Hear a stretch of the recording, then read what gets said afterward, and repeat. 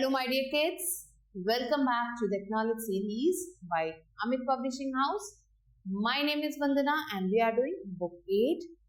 This is your book, SST book, and the name of your book is Time Travelers Unraveling History's Mysteries. So children, today we are going to start chapter number 9 of your book, and the name of the chapter is The Indian National Movement 1885 to 1990. Now let's start. Here you can see there is an activity given. You have to define the following terms based on your understanding and use them in meaningful sentences. So in words का क्या meaning है और आपको meaning लिखना है, फिर यहाँ पे आपको sentence बनाना है. The second half of the 18th century led to the rise of nationalism in India. जो second half था 18th century का, उसके बाद जो नेशनलिज्म है इंडिया में बढ़ता चला गया. Nationalism is a thought that involves a strong identification of a group of individuals with in a geographical area. So nationalism क्या है? एक तरीके की एक आइडेंटिफिकेशन है जो एक पर्टिकुलर एरिया से बिलोंग करता है. Nationalism also makes the people of the same area share the feeling of togetherness. Nationalism एक जगह के लोगों को टुगेदरनेस की फीलिंग जो है बताता है. This feeling of togetherness owes its origin to sharing of a common culture. और ये जो फीलिंग है टुगेदरनेस का, ये कॉमन कल्चर को शेयर करता है, language, tradition and common historical past को भी शेयर करता है. Emergence of nationalism. The revolt of 1857 was the first ever large scale resistance against the British rule. So 1857 का जो रिवोल्ट था वो ब्रिटिशर्स के खिलाफ पहली लड़ाई थी. Though it was not organized and planned well, it did manage to gather momentum in parts of North India. भले ही ये ऑर्गेनाइज नहीं था, प्लान नहीं था, लेकिन फिर भी इसने बहुत सारे चेंजेस लाए नॉर्थ इंडिया में. Many historians have categorized the revolt of the first war of independence. So बहुत सारे जो historians हैं उन्होंने रिवोल्ट को काफी पार्ट्स में कैटेगराइज किया है. Because a feeling of collective consciousness has awakened among the Indians. क्योंकि यहाँ जो इंडियंस थे उनके बीच में जो है एक कलेक्टिव कॉन्शियसनेस स्टार्ट हो चुकी. The revolt of 1857 managed to create a common cause of people from across the continents. So इस revolt के बाद जो लोग थे across जो continent सब continent के जो भी लोग थे, जो आसपास के जो भी लोग थे, वो सामने आ चुके थे, एक साथ जो है ज्वाइन कर चुके थे unanimously against the common enemy. उस common enemy के खिलाफ सब जो इकट्ठे हो चुके थे. This, along with the exploitative British administration mechanism, paved the way for the rise of nationalism in India. और इसके बाद ही nationalism जो इंडिया में spread out होता रहा. People started looking beyond their specific regions. लोग अपने specific regions के आगे भी देखने लगे and thought of the Indian subcontinent as a single nation. अब उन्होंने सोचा कि इंडियन सबकॉन्टिनेंट को एक single nation बनाया जाए. Factors leading to rise of nationalism in India. So discontent against British rule among all sections of the population bore the brunt of exploitative policies of the British. So जो भी sections थे population के, यहाँ पे जो भी exploitative policies थी वो उसके खिलाफ थे ब्रिटिशर्स के. The British economic policy in India led to the improvement of the country. So Britishers की जो economic policy थी उसने इंडिया में improvement lie. The main object of the policies was the systematic destruction of the traditional Indian economy. So इसका जो main objective था वो था systematic destruction करना Indian economy का. India became a supplier of raw material to the British industries and a market for the sale of British products. So India जो British Britishers के लिए raw materials का supplier बन चुका था और British products जो बन के आते थे उसके सेल का मार्केट बन चुका था. It was also a place for investment of British capital. और ये एक place था जहाँ पे British capital को invest किया जा सकता था. Indian economy was sacrificed to advance the economic interest of Britain. So ये जो Indian economy था उसे sacrifice कर दिया गया था Britain की economic interest के लिए. This resulted in the rise of poverty in India. और इसके बाद इंडिया में poverty start हो गई. Political and administrative unification. The British rule unified the people of India under a common rule and administration. जो British rule है उसने जो इंडिया के जो लोग हैं उसे जो है एक कॉमन रूल और एडमिनिस्ट्रेशन के अंदर जो है सब प्रेस कर रखा था. The centralized government brought about political and administrative unification, and common laws and common governances began to unite all Indians into a bond. So कुछ common laws और common governance start हुए जिसने Indians को एक common bond में बांध रखा था. Spread of Western education. Western education कैसे spread हुआ? Perhaps the greatest contribution of the British rule to the growth of Indian nationals was the introduction of Western education in India. It brought about a profound intellectual transformation in India. So जब Britishers ने western education को introduce किया India में तो इसके साथ ही nationalism, Indian nationalism जो है बढ़ता चला गया. And it brought about a profound intellectual transformation in India. और जिसके बाद इंडिया में काफी सारा ट्रांसफॉर्मेशन देखने को मिला. Western education brought the Indians in touch with the work of great European thinkers and writers like Milton, Thomas Paine, Burke, J.S. Mill, Spencer, Locke, Voltaire, Russ, and Mazzini, and helped them imbibe the idea of liberty, equality, fraternity, democracy, and national freedom. So Indians जो थे, जो Indian educated Western Indian लोग थे जो educate हो चुके थे, उन्होंने इन राइटर्स की बुक्स को पढ़ा और इनके ये जो आइडियाज थे उनको फॉलो करना स्टार्ट कर दिया. Now role of the press. Newspapers such as the Hindu, the Patriot, the Statesman, Kesari, etc. became instrument for spreading national feeling. और अब जो ये न्यूज़पेपर थे ये नेशनल फीलिंग को स्प्रेड आउट करने लगे. Writing in the form of novels, short stories and poetry contributed a lot in the growth of nationalism. So छोटे छोटे novels, short stories और poetry जो है nationalism को बढ़ाने लगी. Some of the poets and writers were Bankim Chandra Chattopadhyay, Rabindranath Tagore, Subramaniam Bharti and Allama Mohammad Iqbal, Munshi Premchand. So यहाँ पे कुछ poets हैं, कुछ writers हैं जिनके नाम दिए गए हैं जो उस टाइम पे लोगों में नेशनलिज्म को बढ़ा रहे थे. The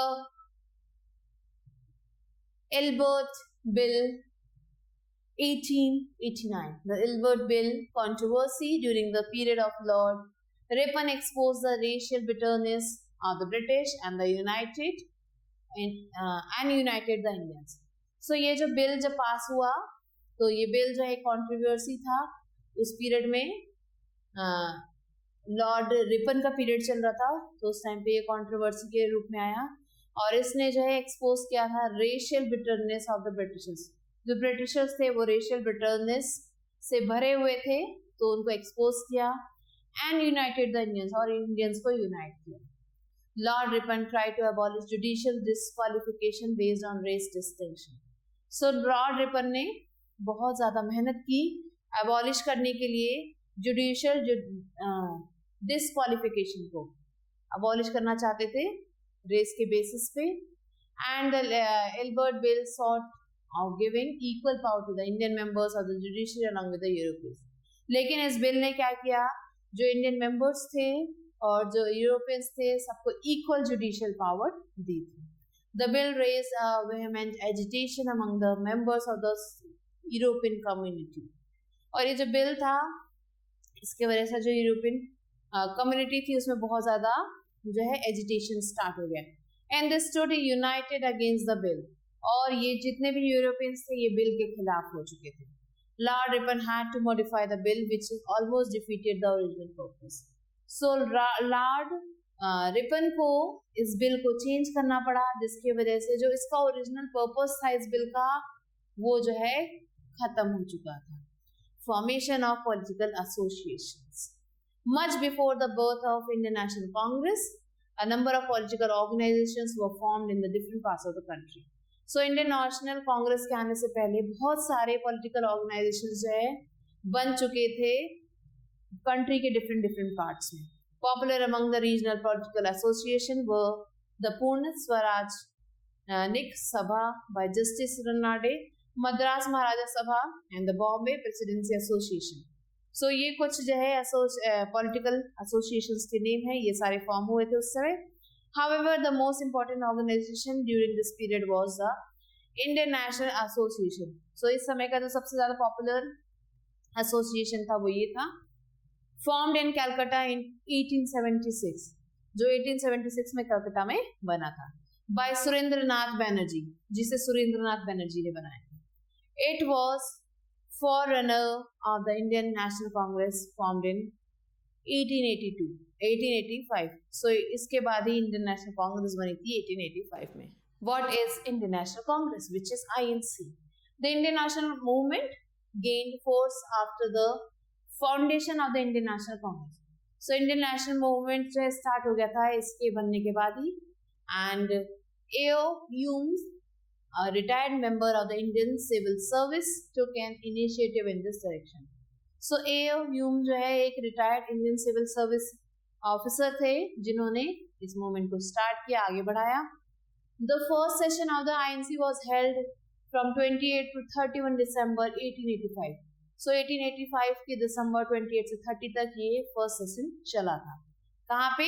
At Gokuldas Tejpal Sanskrit college, यहाँ पे ये सेशन चल रहा था in Bombay.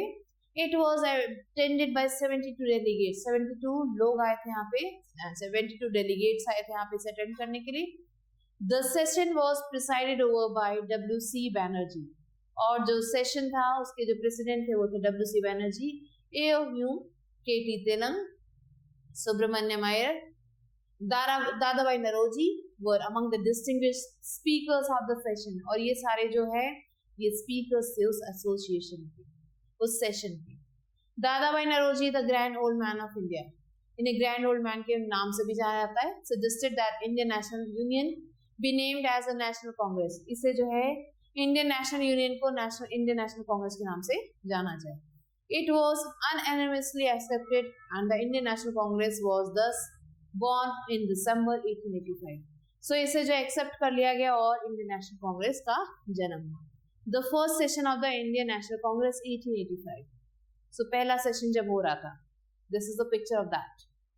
Objectives of the Indian National Congress: to collect all those options concerning society which were properly deliberated on by the educated Indians. अब इसका जो ऑब्जेक्टिव था वो क्या था कि ओपिनियंस को कलेक्ट किया जाए सोसाइटी से, जहाँ पे भी एजुकेटेड इंडियंस से, to protect and enhance the feeling of unity among all Indians without distinction on the basis of caste and religion and provinces. So इनका जो दूसरा ऑब्जेक्टिव था वो था कि प्रोटेक्ट करना है या एनहेंस करना है फीलिंग ऑफ यूनिटी को सारे इंडियंस में, और इसमें किसी भी तरीके का डिस्क्रिमिनेशन नहीं होना चाहिए, कास्ट के लिए हो, चाहे रिलीजन के लिए हो, चाहे प्रोविंस के लिए. To promote personal intimacy and friendship among those people. So personal intimacy और फ्रेंडशिप को प्रमोट करना था of every part of India who was sincerely devoted to the welfare of India. So उन सब लोगों में इस भावना को आगे बढ़ाना, पर्सनल इंटीमेसी और फ्रेंडशिप को आगे बढ़ाना जो भी इंडिया के वेलफेयर में है. To fix up those aims and means which were to be adopted by Indian politicians. So aims को और मीन्स को फिक्स करना जो भी इन इंडियन पॉलिटिशियंस के वेलफेयर, जो भी लोग थे, जो पॉलिटिशियंस थे जो इंडिया के वेलफेयर में थे. Thus, Congress started functioning as an all-India organization from 1885 with very modest objectives.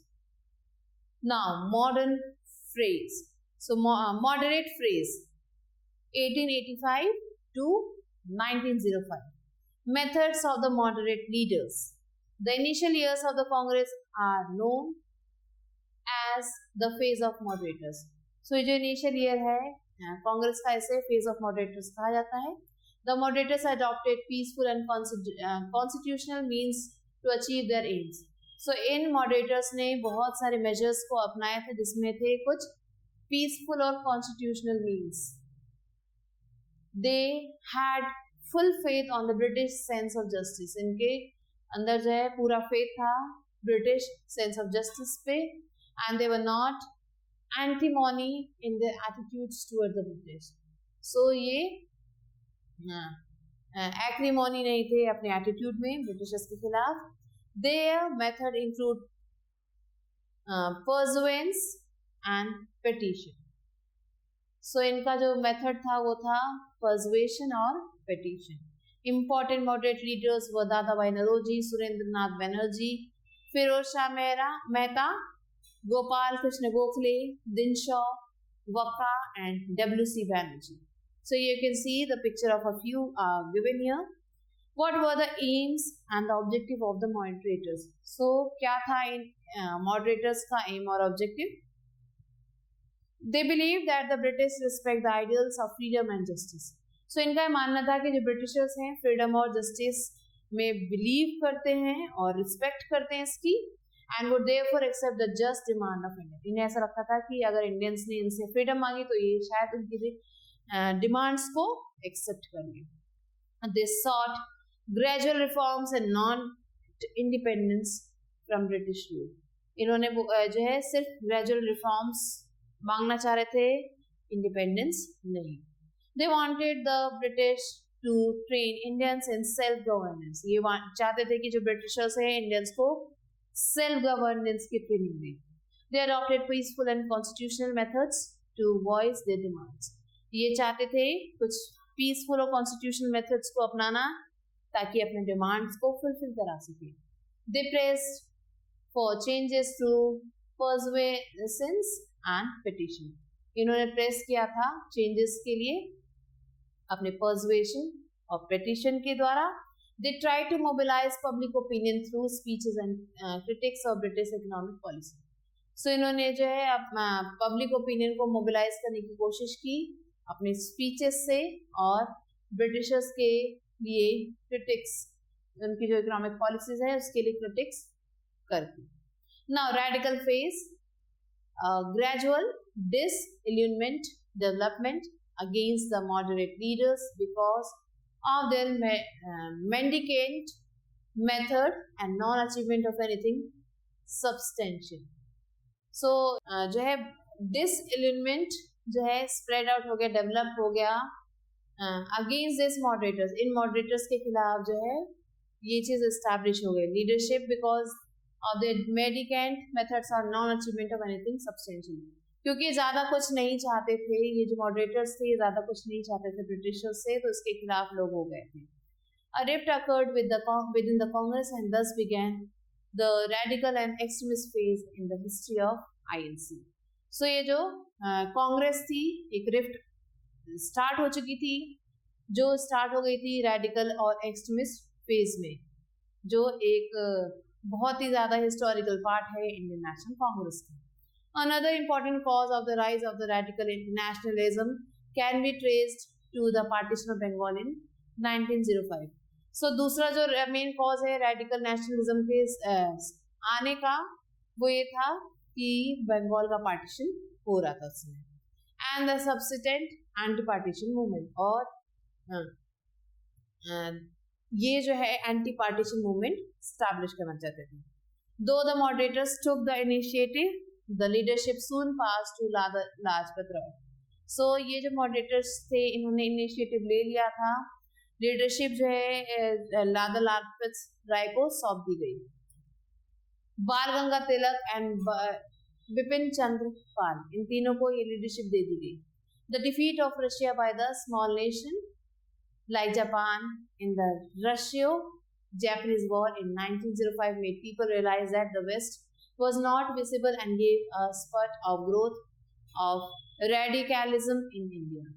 सो उस समय जो है रशिया और जापान के बीच में वॉर चल रहा था, जिसमें जो है रशिया जो हार गई थी जापान जैसे एक छोटे नेशन से, और जिसके बाद जो लोग थे उन्हें रियलाइज हो गया था कि जो वेस्ट है वो इनविजिबल नहीं है और वो रेडिकलिज्म को ग्रोथ दे रहा है.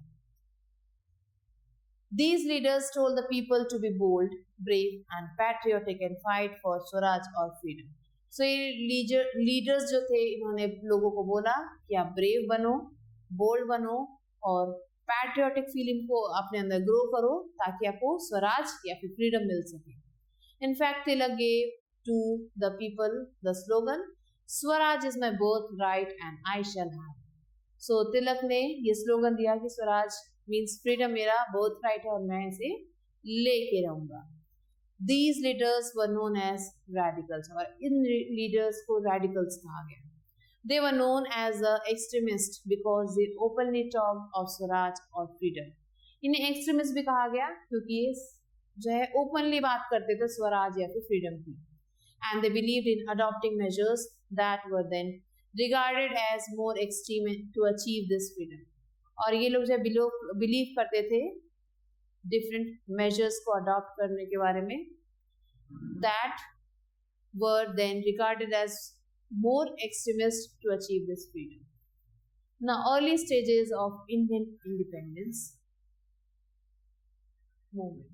So, क्या early stages थे independent movement के? Now, let's learn about that. Partition of Bengal. Bengal was partitioned on 16th October 1905 by the Viceroy of India, Lord Curzon.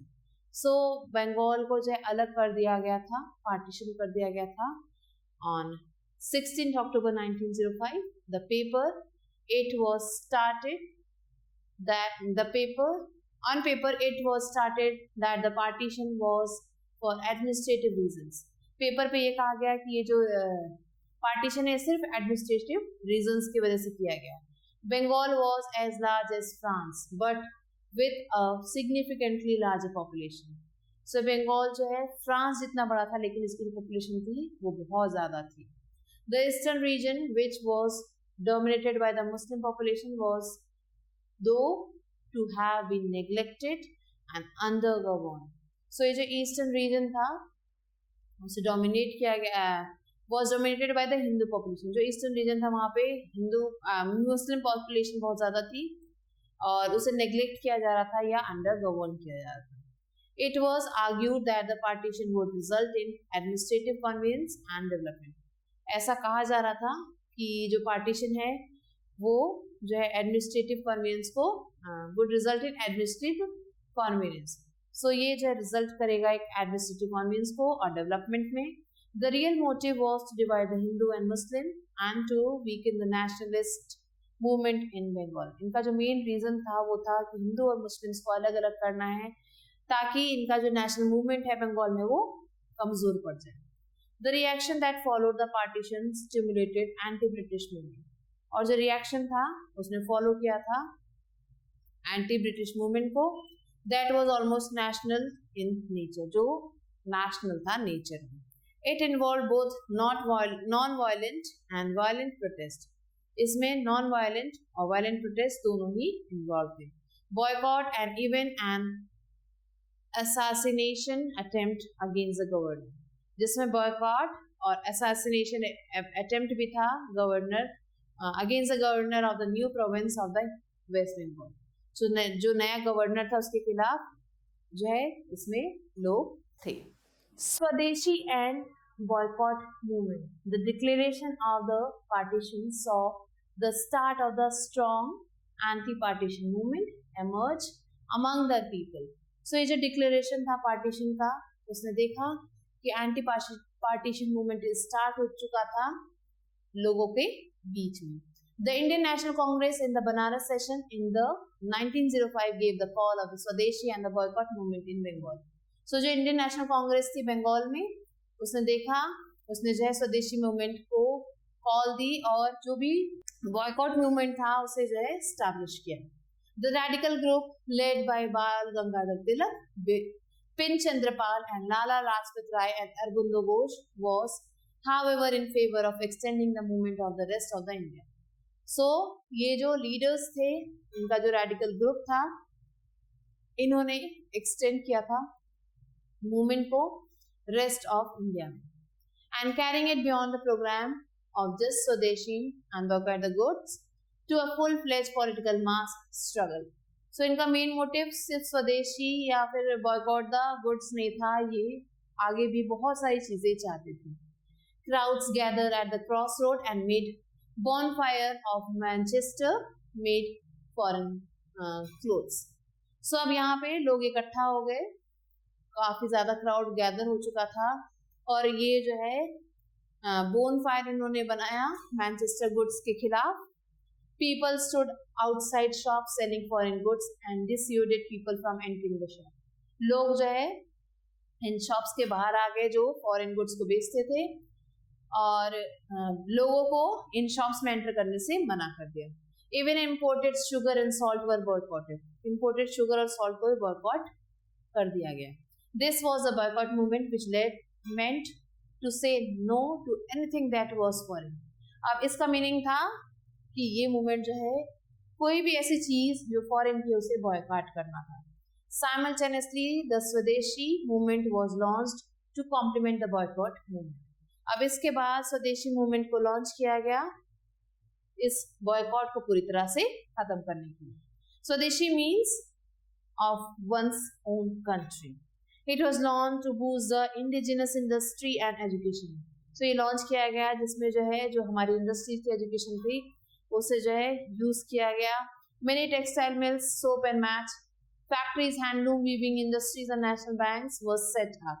So ये सारे businesses set up किए गए with the start of the Swadeshi movement at the turn of the century. और इसके बाद जो स्वदेशी movement था उसने टर्न लिया सेंचुरी का. The Indian national movement took a major leap forward. और जो इंडियन नेशनल मूवमेंट था वो आगे बढ़ता चला गया. Formation of the Muslim League in the 1906. In 1906, All Indian Muslim League was set up under the leadership of Aga Khan. So Aga Khan की leadership के अंदर ये मुस्लिम लीग जो है बनाया गया. Nawaz Salimullah of Dhaka and नवाब मुहीन उल मुल्क इन सब ने जो है मुस्लिम लीग बनाने में हेल्प की. The league supported the partition of Bengal, opposed the Swadeshi movement and demanded special safeguard for Muslims and separate electorates for them.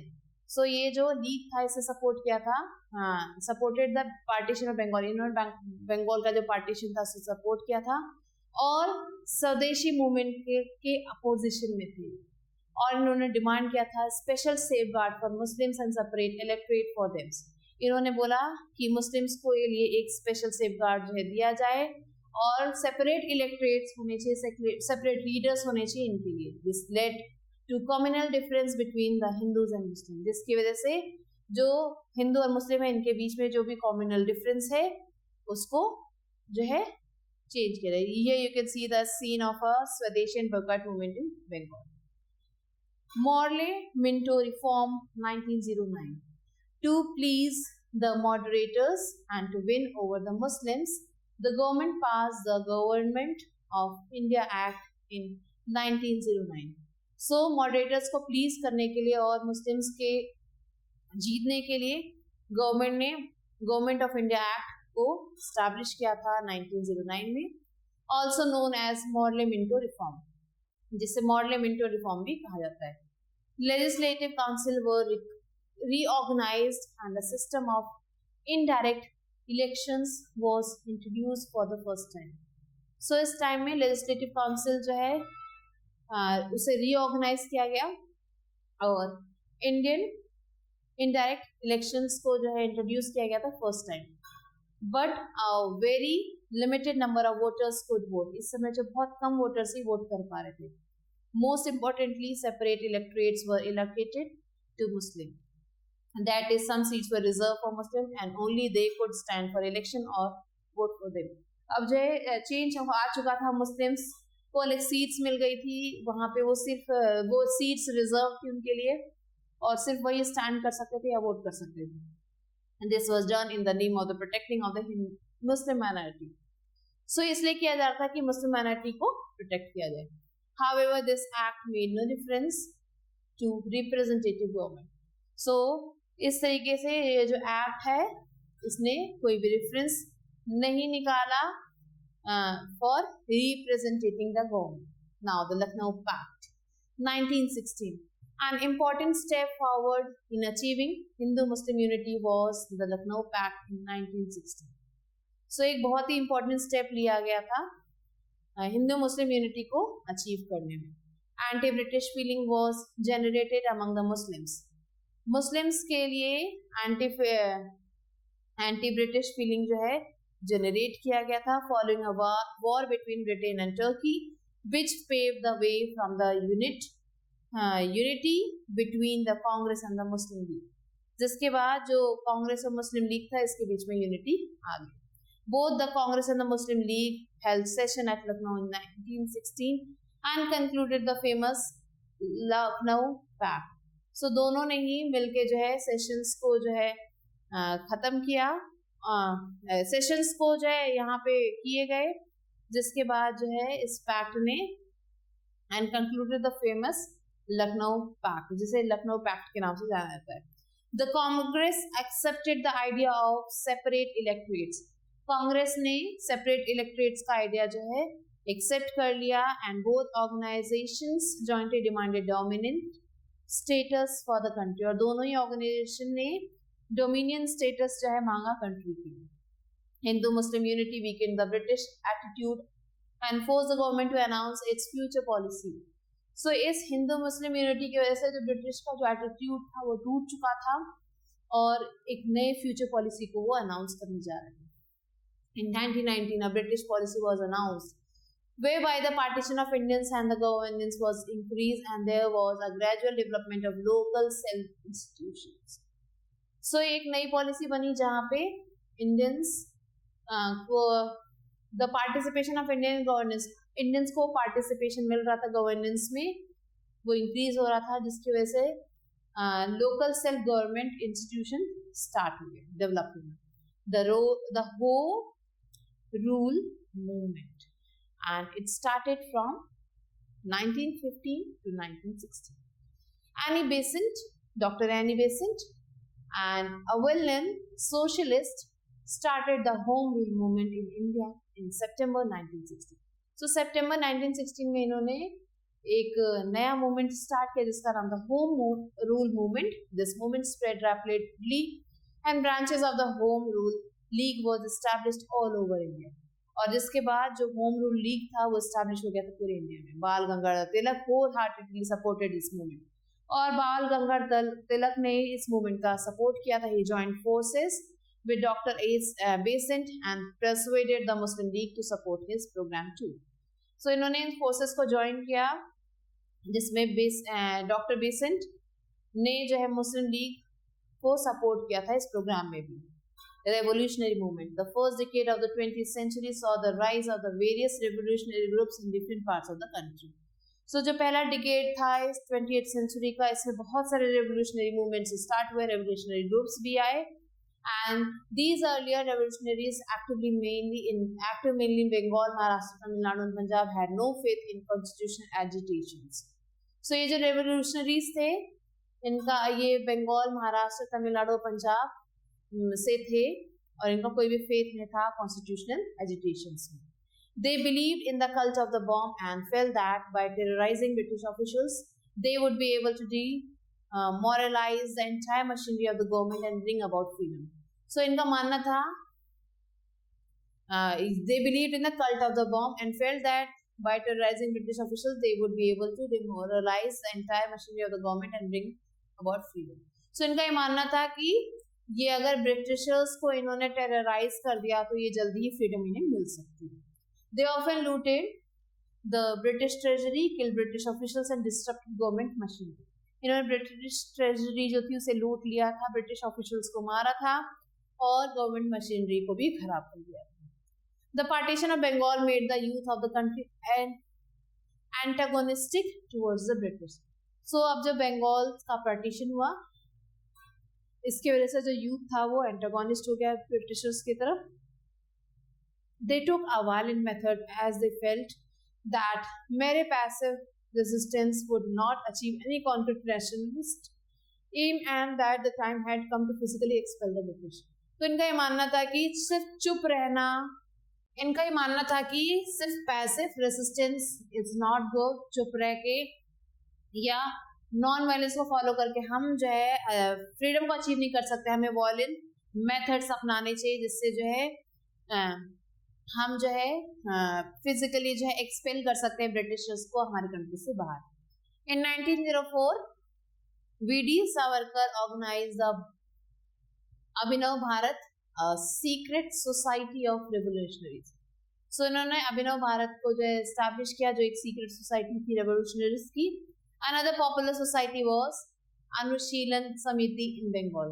दूसरी सोशल पॉपुलर सोसाइटी थी वो थी अनुशीलन समिति बंगाल में. After 1905 several newspapers had begun to advocate revolutionary terrorism. So इसके बाद बहुत सारे जो न्यूज़पेपर्स थे वो रेवोल्यूशनरी टेररिज्म को के बारे में बता रहे थे.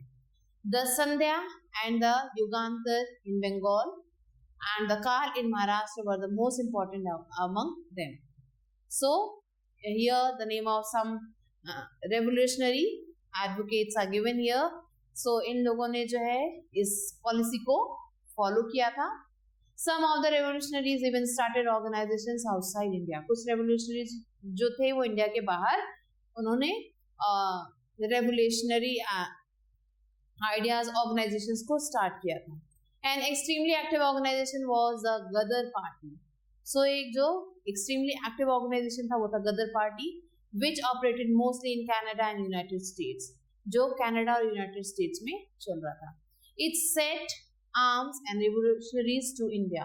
इसने जो है arms और revolutionaries को इंडिया में set किया, sent भेजा, and this party organized and planned a revolution in India. और इस पार्टी ने ऑर्गेनाइज किया था और प्लान किया था रेवोल्यूशन इंडिया में. But the British had prior information. लेकिन जो ब्रिटिश थे उनके पास पहले से इंफॉर्मेशन थी. And the leaders were arrested and confined. लेकिन जो लीडर्स थे उन्हें अरेस्ट कर लिया गया था और उन्हें जेल भेज दिया गया था. Now children, let's move on to the question and answer. Hereby briefly mention the early association that were formed before the rise of the INC. So क्या क्या early associations थे INC के बनने से पहले, that you have to write. The British power provided political and administrative unity to the Indians. Britishers ने political और administrative unity दी थी Indians को. Explain the statement briefly. Moderators strongly believe in the British sense of justice. So moderators हैं वो strongly believe करते हैं British sense of justice में. In the light of this statement, briefly describe the achievements of the moderators. आपको moderators के जो achievements है वो बताने. What is the importance of the year 1916? 1916 का क्या importance है, क्या हुआ था इस समय, ये आपको बताना है. And what was the reason given to the partition of the Bengal and what was the actual reason? So partition जो था बंगाल का उसका क्या main reason था? The main reason was कि the Muslims थे, they were the minority and they wanted a separate place for them. And mention the factors that led to the growing discontent against the British rule and Spain in 3. So आपको बताने हैं factors बताने हैं जो growing discontent के बारे में है against British rule and what were the aims of the INC at its inception. क्या aim था INC का इस inception पे? Differentiate between the leadership demands and methodology of the moderators and the radicals. So आपको differentiate करना है इन तीनों के बीच में. Highlight the main provisions of the Morley-Minto reform in the 99 and what is its aim. How did the people react to the partition of Bengal? लोगों ने कैसे react किया था? So this you have to write. So children, we have completed the chapter. I hope that you have understood it. You have to complete the exercises that is given to you, and for that you have to read the chapter again. I'll be meeting you soon with a new video. Till then, stay later.